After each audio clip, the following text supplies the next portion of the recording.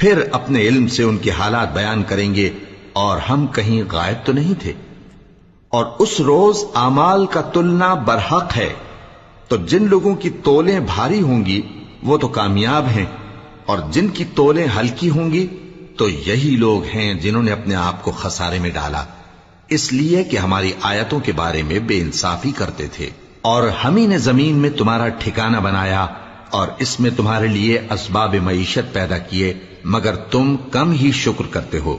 اور ہم ہی نے تم کو ابتدا میں مٹی سے پیدا کیا، پھر تمہاری شکل و صورت بنائی، پھر فرشتوں کو حکم دیا کہ آدم کے آگے سجدہ کرو، تو سب نے سجدہ کیا لیکن ابلیس کہ وہ سجدہ کرنے والوں میں شامل نہ ہوا۔ اللہ نے فرمایا، جب میں نے تجھ کو بھی حکم دیا تھا تو کس چیز نے تجھے سجدہ کرنے سے باز رکھا؟